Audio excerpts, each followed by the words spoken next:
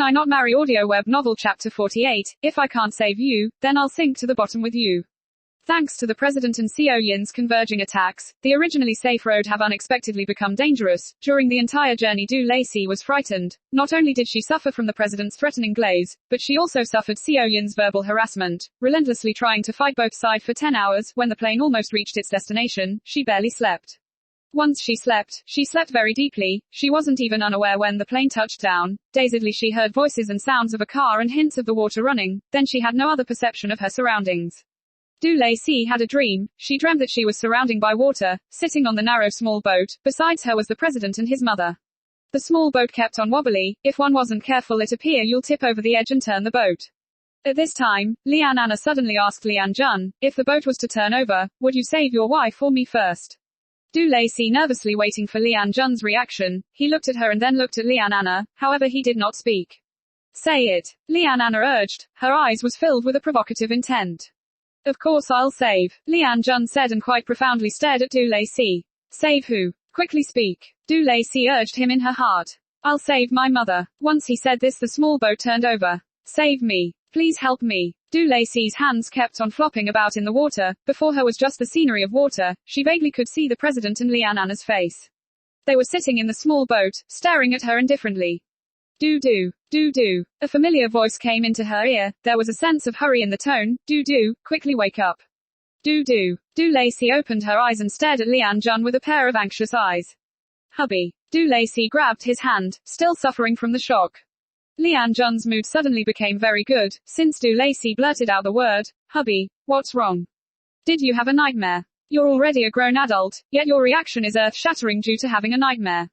If one didn't know, they would have thought you fell into the water. He suddenly stopped what he was saying, because he suddenly realized Du Lacey appeared to be acting very strange. What's wrong? He asked. If your mother and I both fell into the water, which one would you save first? Lian Jun didn't know what just happened, so he asked, why you suddenly ask? Don't ask why, just answer me. Du Lacey urged. Her heart also felt tense. Lian Jun didn't directly answer her question. He asked in return, if your dad and I fell into the water, which one would you save first? He directed the question to her. Du Lacey was slightly dense for a while before she truthfully answered, my dad. Me too. Lian Jun answered dismissively, I will also save my mother first. Obviously, it was the expected answer. However, Du Lacey's heart couldn't help but feel lonely, filled with disappointment as she lowered her head. Just like the dream, he would save his mother first. But, she heard Lian Jun's voice once again, if I can't save you, then I will sink to the bottom with you. Du Lacey froze hearing this. He said that he would sink to the bottom with her. She felt like there seemed to be something rushing out of the cocoon within her heart, rushing towards her head, making her nose sour and her eyes swollen. Du, you won't be so easily moved, right? Du Lacey regained her sense and paid attention to Lian Jun's mocking smile. Who said I was moved by your words? She said with some guilt, her eyes flustered at her surroundings. Suddenly, her chin came into contact with his hands. The strength wasn't hard, yet she had no choice but to stare at him. Speak. Are you moved or not? He asked. Who would be moved by someone clutching onto their chin? President, you are really sick. If you are moved, I don't mind if you repay me with your body. He said, as he reached out his tentacles to touch the buttons on her shirt.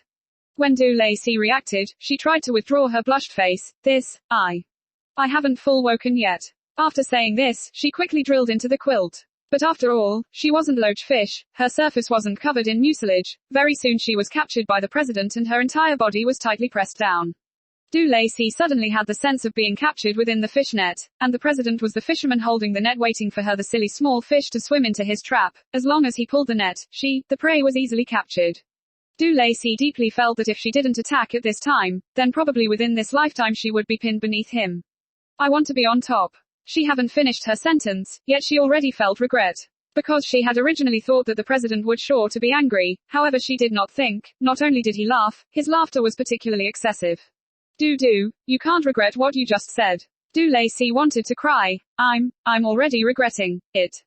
Once she cried, his hand has already picked her up by the waist, and turned over. Miraculously their posture have switched. She was on top while he was beneath. Let's begin, he said in a relaxed tone. Du Lacey obviously felt his hard body under her body, her entire face blushed.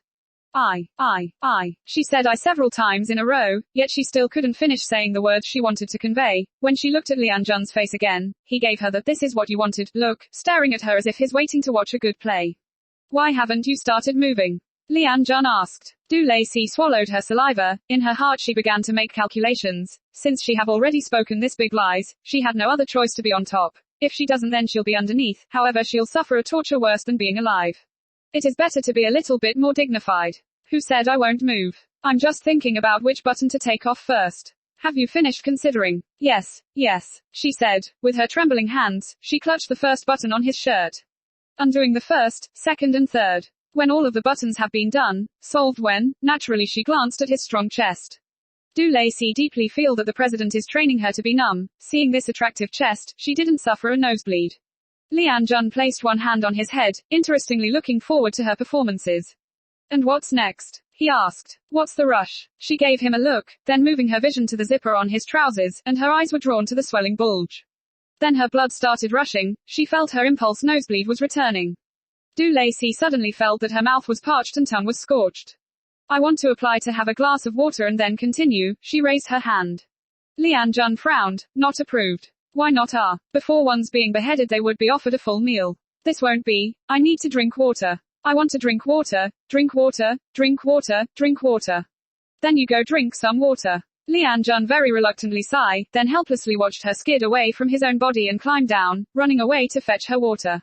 This girl really know how to torture a person. Lian Jun did not expect Du Lacey's torturing skill was so skilled. Drinking a cup of water nearly took her half an hour. Seeing his desires quickly extinguished, he finally couldn't help but get up from the bed, to see what the hell she was doing. Walking out of the bedroom, it was pitch dark, not a sight of her shadow could be seen. Do, he called in the empty space. N. A indistinctive voice replied. Where are you, N? This time the reply was slightly louder. He followed her voice and finally found Du Lacey sitting behind the wine cabinet, holding a bottle of wine. Did you drink, N? She nodded her head in a daze. Lian Jun leaned over and took the bottle from her hand. It was empty. I just want to drink some alcohol to increase my courage. When I finished drinking I only discovered this alcohol starts with AW, say. Isn't this whiskey? I don't drink strong liquor. Du Lacey appeared to be talking to herself. Her eyes seemed blurred. Get up. Lian Jun placed the heavy empty bottle of whiskey aside. He was obviously angry. One whole bottle of whiskey. He couldn't believe she drank this all on her own. If he don't come out, it is estimated that she might even open another bottle of brandy. Don't help me. Du Lacey used him to stand up. I'm not drunk. She said, and stared at Lian Jun, before suddenly asking. We still haven't done it, right?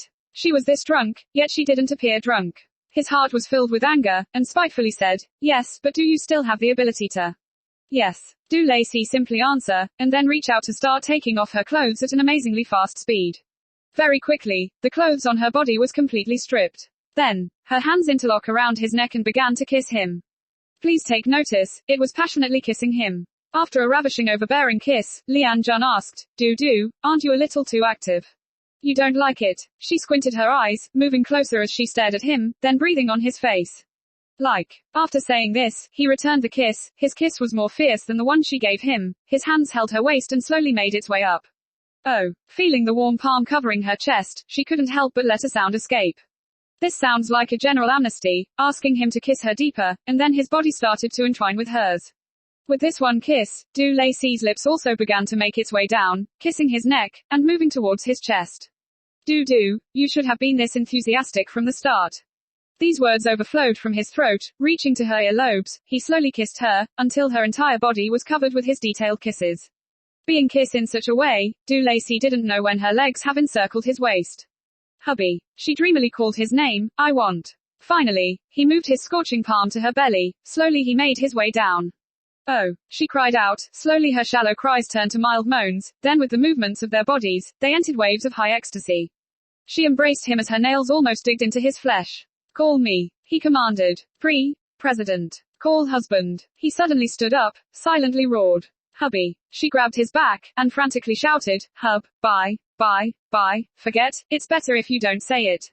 His hands touched her tender and delicate back. It was a nice feeling. He couldn't help but use his 10 fingers to stroke her, while kneading. An intoxicating feeling melted into his hands.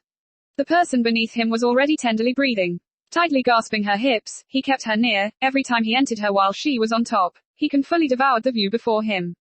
Gentle. Be more gentle. Her voice trembled and flowed from her mouth. Mesmerized by her voice, the aroma of alcohol emanating from her body, coupled with the tender flowing sounds escaping from her mouth, undoubtedly for Lian Jun this was the world's strongest and most fierce drug. Lowering his head, he constantly licked her small moist lips and frantically entangled himself drunk.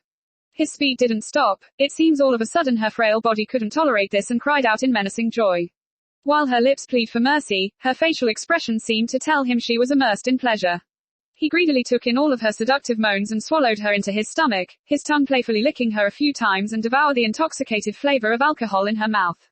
His speed increased and it wasn't until the last few thrusts did he finally release his hot fluid into her body. In a flash they were both sent to an unprecedented peak of bliss. During that moment of outbreak, both of their mind were blank. There were only two people entwined and connected as one, passionately kissing each other, while immersed in endless pleasure.